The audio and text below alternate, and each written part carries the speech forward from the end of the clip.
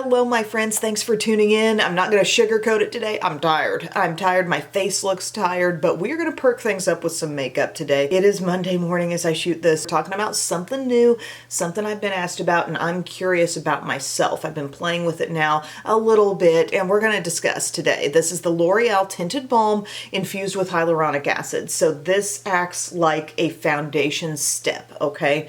It is not a coverage-packed product, but it's got a lot of moisture. It's got a lot of skincare elements infused in it, and it's not on the low end cost-wise of drugstore. Let's just say that. At Ulta, $17.99, and I got it for around $15 at Walmart. And then also the other new part of this is the multi-use tinted balm blush and highlight. I have this in the shade Rose Lumiere, and this is like, I get why they're calling it blush and highlight. It's very balmy. It gives shine to the skin for sure, but not a lot of pigment. So I've been playing with these, and yesterday really kept a close eye on staying power. I would say the product was there.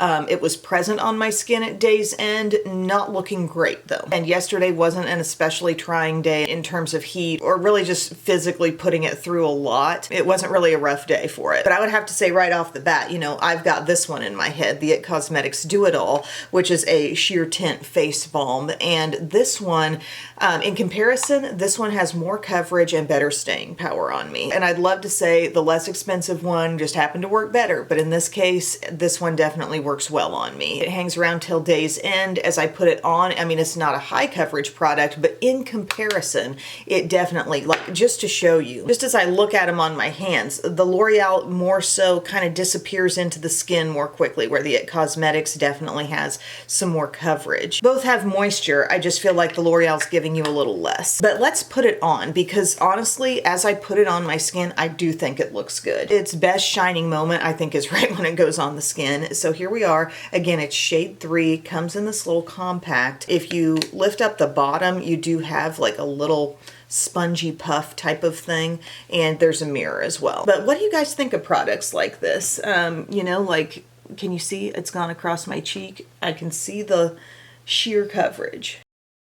It's like, if you're taking this step in makeup, would you just prefer to have more coverage, or are you really looking for something that's just going to give your skin a lot of moisture? Because I do feel like I get a lot of moisture with this. Quite a bit of moisture with both, but maybe it feels like even more in this one. But again, more sheer, less reliable on the staying power. But I'm taking this e.l.f. buffing foundation brush, and I'm smoothing that into the skin, tapping in to preserve coverage in certain areas. And my skin looks pretty, right? I don't think oily skin would fare well with either of these products, really. They just deposit a lot of juiciness on your skin. If you are a different skin type and you've got an experience to share, let us know in the comments section. That's just my hunch. I'm more of a normal skin type, but I can tend to get a little oily in my T-zone when I'm hot, and when it's just, you know, this certain time of year, I notice it more. After this is all blended in, hopefully you could see with the swipes I was taking, like, you could tell, okay, that's laying down something, but it's sheer to light coverage. And I'm going to take you through the other steps I would add to this, okay? So this is this, and if you want a quick look and you just want to throw this on and get out the door, this is what you're working with. But here's how I go about topping it off and making it feel a little more completed. I'm going to pull in concealer. This is my L'Oreal Infallible Fullwear. I'm sticking with some other L'Oreal additions just to kind of be, I don't know, consistent with the brand. I feel like people kind of enjoy that. Adding in some dots here, small dots. This is a potent concealer, and this is going to help us out on coverage, because one thing I've definitely learned is that I can get away with light or even sheer coverage all over my skin, and pinpointed concealer can help me out in those areas where I need it, and I can be content, you know? But one thing I really noticed, especially as I was just kind of watching myself like a hawk with it yesterday, both in application and throughout the day, I noticed how I felt like I powdered it a lot more than I would powder a lot of things in the morning application stages. And I felt like I just couldn't really get set. I just kept looking juicy. Thought that was interesting. Okay, I've spread it out with my e.l.f. Tap and Blend concealer brush. Actually did a decent amount of blending with it, and now I'm tapping over it with this e.l.f. buffing foundation brush. Yes, we're feeling a little more alive here with the under eye concealer on for sure. And then we're gonna set that specifically. I'm gonna do L'Oreal Infallible Blurfection. This is the shade Pink Light. And this I'm gonna get on my under eye, but I'm gonna take it around my normal places where I'd put it as well, like my T-zone. Tap out some. And just dab it in there on the under eye area. This is just a big, like, what are you going for type of product, you know, as far as that tinted balm. I don't dislike it, but I just feel like I've got better stuff that's about like it, you know? Okay, so there I've tapped my setting powder on, and then I'm going to take a little compact sized powder brush.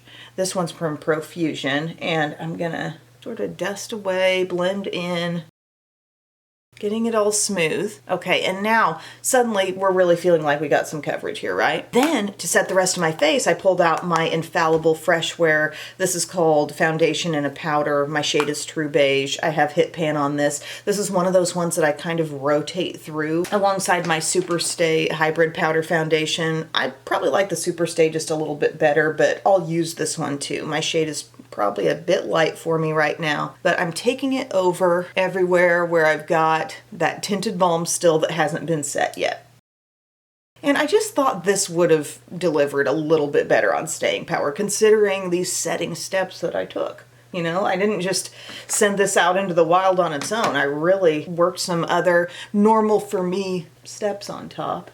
And I would feel like as I went through my makeup steps, I'd look at my skin and it was like the balminess just kind of kept coming through. I don't know. I'm not going to overload my skin with powder, but I definitely have some on and I feel more set than I did when I started. And then I'm still going, gang, because we got to get to this step, right? I'm going to do some bronzer. I do own the L'Oreal Infallible Bronzer, the Fresh Wear one. This is in the shade Medium. It's a good bronzer. I think it's a little overpriced as far as like, I can think of other more affordable bronzers you can get in the drugstore like this. Think about Rimmel Natural Bronzer. You know, it's a nicely pigmented product. It's just, I don't find myself jumping up and down for it. But it is going to give us a little contour today.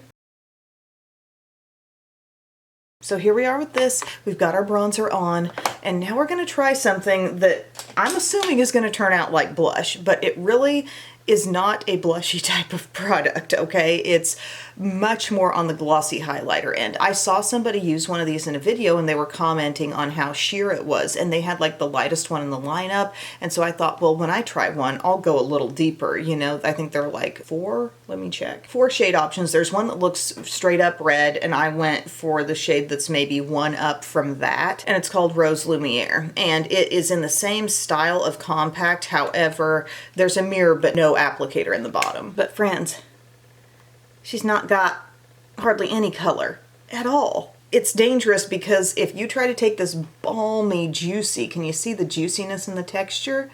If you try building that, you are gonna be pretty greasy. I don't really care what your skin type is. I think that feels rich, but it's not pigmented. So we gotta show you. Gonna dab into it with my Sephora 56. I'm gonna treat it like I would treat a product like this. And then I'm going to start dabbing it on my cheeks. Oh yeah, pan just fell out. I forgot I had that problem yesterday too. Shouldn't be having that problem for 15 bucks, I don't think. Anyway, we can do arts and crafts later and drop that back in. But this is not for someone who's wanting a pigmented blush. It's a skin glosser, you know, like I can't really see the color, but I can feel some gloss, and now I'm like, okay, let's build it a little bit more. And I'm getting more of a texture I don't especially want. This just wasn't made for me, okay? And I can accept that, but what I do on my channel is inform you guys about stuff so you can also figure it out for yourself. And I just wanted to see more out of this. Like, you're dabbing it on, you're seeing a whole lot of nothing. You're knowing it at least looks like that in the pan, so maybe I could build more. And then you've just got kind of an overload of this texture on your skin by the time you build it. It's a definite no for me on this. And this is I don't totally dislike it. In fact, I think it looks beautiful when I first blend it in. I was very impressed the first time I used it. I thought, that looks nice. That's making my skin look good. But it struggles on the all day freshness. I won't say it was a complete absence of product breakdown by day's end, but it just didn't look good. It looked kind of collecting in areas. It was just like, M, you've put on too much moisture for your skin. It looked really oily and just not fresh. And that was even with a full coverage concealer added into this process and 2 separate powders, a setting powder, and if you want to count the bronzer, that's powder too. So I'm not content with this level of blush. Now that you've had a chance to see it and take that all in, can I add something else into this look? I'm doing this one, Confident Pink. I'm going to L'Oreal's opposite end of the spectrum on blush offerings here, and I'm just gonna do this. Because life's too short to not be happy about your blush. See? I did this yesterday too. It still didn't last very well. I just think there's so much juiciness in these products. And I get the idea that they said Balm Plus Highlight, so that glowiness can just be like one of those glassy, glossy highlighters. I can see that, but I feel like the highlighter part of this job in this product came 95%, and then the blush element only came like 5%, maybe. This I like. I'm going to finish the face so you can see how my total look ended up, and we'll just give some final thoughts, okay? Okay guys, here we are, finished face, coming back to let you know what else I put on, and I'm already seeing, what I want to show you is, or I'm not sure if it's picking up on camera, but by the time I like got my lip on and everything, I'm looking at my skin and I'm thinking, why do I already look dewy again? I mean, I don't mind a little dew, but I'm seeing, like, I don't know, into my pores a little bit and across my forehead, the shine. It's putting a feeling in me that says, set it again. But anyway, I'll let you know what else I went on to do. I had set my blush, you saw me do that, and then I did some brows. So I used my Morphe Micro Brow Pencil in Java, Maybelline Super Lock Brow Gel in Deep Brown. I put on some e.l.f. eyeshadow primer and did a super easy 2 shadow look with Maybelline. So can you see that that eye is just super subtle, but yet it does look really nice and finished. So the one shade is Cool Cocoa. That's my crease, that's my outer corner, and then inner lid is this one right here. This is called Nude Glow. Looks like that. It's very shimmery and pretty, and that's just on the inner half of my lid. I did L'Oreal Lace Shadow Stick in Brown Abyss on my upper lash line, and then I went with the Maybelline Color Tattoo, and I Am Determined on my lower lash line. The Maybelline is more of a matte brown, whereas Brown Abyss is a shimmery brown. I don't know, I just thought I'd get crazy. Then my lash combo, I did the priming step of Lash Paradise Primer and L'Oreal Extensionist on top of that, so I could get kind of a thickened, lengthened look, and e.l.f. Lash Extender on the lower lashes. For my lips, I did Buxom Lip Liner. This is in Dolly Medium. This is the overall shade, but it's complemented very nicely by this new little balm gloss I got. At the same time, I picked up the L'Oreal stuff. I got this Vitamasks Lip Butter Balm. These are just like $4. The shade is Cocoa Sugar. It kind of reminds me of a Summer Fridays thing that I have, but it smells really good. Really like baked goodness kind of smell. And the shade is just kind of a sheer color, like you could wear it alone and it would look pretty. I got scratched by one of my kitty cats yesterday. But on top of a lip liner, you just look a little more complete, I guess. I had gotten Belle one of these a long time ago, the one in the light pink packaging, and she really liked it, so I went and got myself one. Anyways, I'm not saying it looks bad, but it just looks somehow, in just the wait time of doing my eyes and lips and brows, I look at my face again and I'm like, I'm thinking of picking up my little powder brush and just saying, is there anything left in here?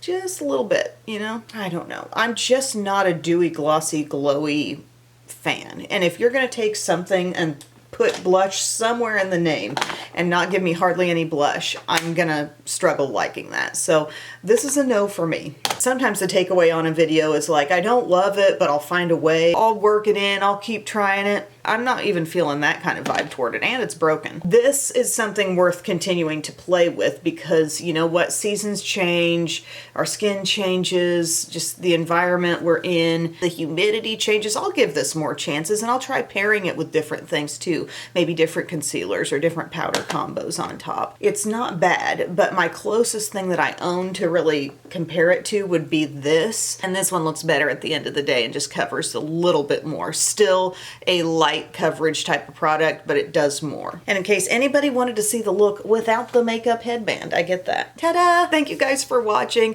I hope this gave you some info on these products. Again, think of your personal preference. Do you like to be balmy, glowy, shiny, light coverage average light blush. That's the kind of stuff you're getting into. But do know that you can take a product like this and add in your favorite concealer and top it with a little bit of powder, and you can stretch it a little further and you can make it do a little bit more for you. I would love to hear like what gave you a good outcome. What did you do with this to make it really look great at the end of the day? Because that's where it kind of fell apart a little bit for me. But I appreciate you guys taking time to watch, and I will see you again very soon. Let me know your video requests in the comments, and I'll see you next time. I love you.